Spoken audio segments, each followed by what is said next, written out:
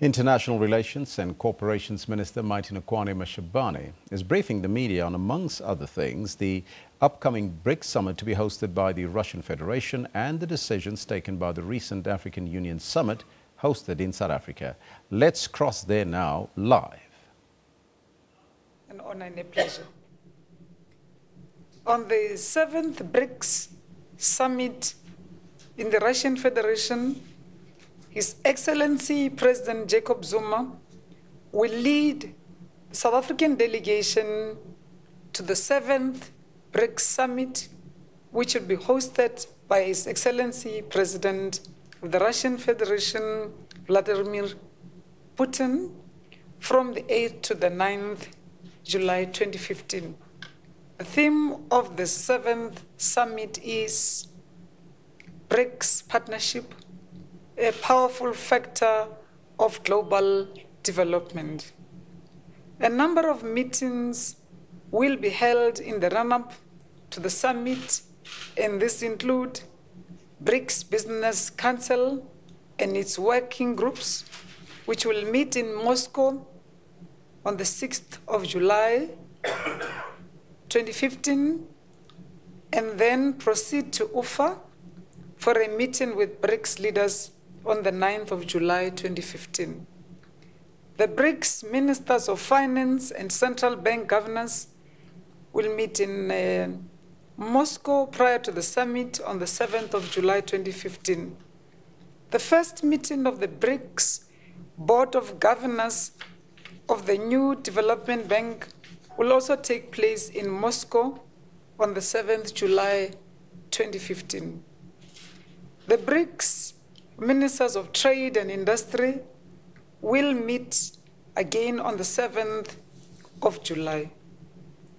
I know that there were several other sectoral meetings that took place prior to this interaction that we are having today, including meetings of our security ministers and many others.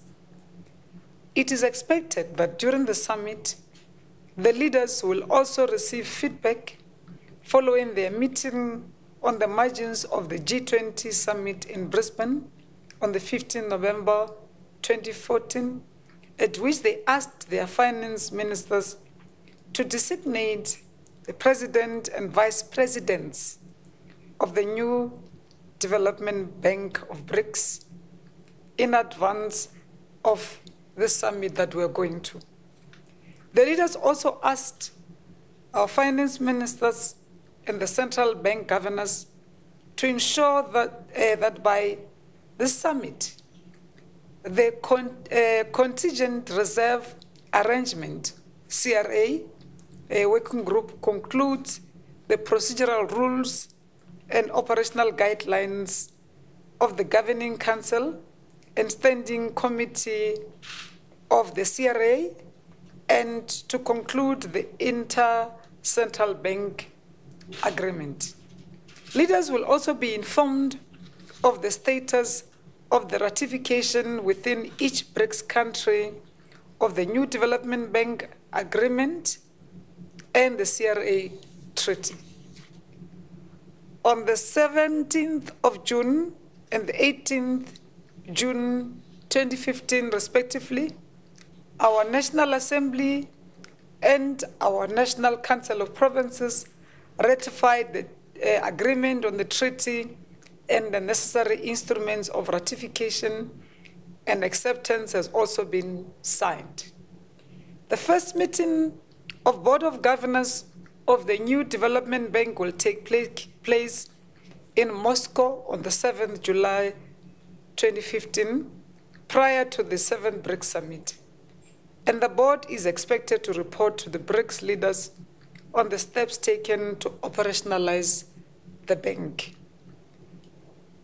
The leaders are also expected to adopt the key summit outcome documents, namely the UFA Declaration and the UFA Action Plan, which will reflect on the views of BRICS member states on a number of international issues, and Action Plan will spell out the areas of cooperation and meetings which will be held during the chairpersonship of the Russian Federation.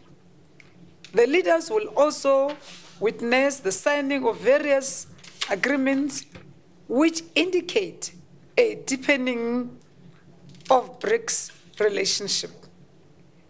In keeping with the tradition of outreach meetings initiated by South Africa when it hosted the 5th BRICS Summit and continued by Brazil at the 6th BRICS Summit, President Putin has arranged a meeting between the BRICS leaders and the leaders of the Shanghai Cooperation Organization, SCO, and the Euro-Asian Economic Union, and other invited leaders.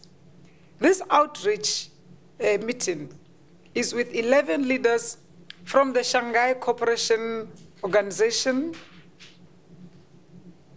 permanent members, inclusive of the members of the following countries. China is a member of BRICS, but also of the Shanghai Cooperation Organization, Kazakhstan, Kyrgyzstan, Tajikistan, Uzbekistan as observers, which are, and also including observers, which will include Afghanistan, Iran, Mongolia, and Pakistan.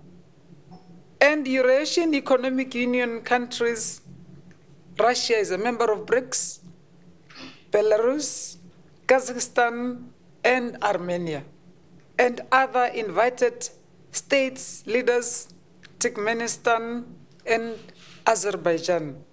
This outreach will take place on the 9th of July 2015. On the matter I referred to earlier on terrorist attacks on 2 resorts, holiday resorts in Tunisia, South African government had joined the international community in condemning the terrorist attacks on the 2 resorts in Sousse, Tunisia, on the 26th June 2015, that has left more than 39 people dead and many more injured. South African government expresses its sincere condolences once again to the families and friends of the deceased and wish them those who were injured, speedy recovery. The South African government reaffirms its solidarity with Tunisia and its attempts to combat the scourge of terrorism that has affected the sisterly country in recent time. South Africa reiterates its call to mobilize international efforts to combat terrorism. In this regard, South Africa will join the peace-loving global community to establish a united and consolidated approach to curb the scourge of terrorism. South Africa reaffirms its commitment to assist Tunisia in her attempts to establish peaceful, prosperous, and stable country, especially after having finalized its constitution and conducted democratic elections recently. On our relations between Cuba and on relations between Cuba and the United States of America, we conclude the statement by indicating that the South African government welcomes the exchange of diplomatic notes on the 1st of July between President Raul Castro, His Excellency President of Cuba, and His Excellency President Barack Obama of the United States of America on the immediate reestablishment of diplomatic relations between the 2 countries after a gap of more than 52 years or 5 decades. The 2 presidents noted and committed to 20th July 2015 as the date of reopening embassies or diplomatic missions in their respective capitals. Whilst we welcome the announcement, we join all progressive and freedom-seeking nations in calling for the full and immediate lifting of the unilaterally imposed blockade against Cuba. Only once the blockade is lifted will relations between these two neighboring nations or states achieve its desired objectives. South Africa unequivocally supports the call by President Obama of the United States of America for the United States Congress to work towards immediate lifting of the trade blockade. This historic occasion presents an opportunity to reset relations between the two countries. Outstanding issues still to be resolved should not dissuade both sides to find a comprehensive negotiated solution that respects the inalienable sovereignty or rights of both states. For us, South Africa and a government led by the African National Congress, this has been almost a lifetime campaign and solidarity, which we are today joining the people of Cuba in celebrating. I thank you. Thank you very much, Minister. Let's get questions. Jill, by yourself, second round of comments. Let's start with that. Thank you very much, Minister.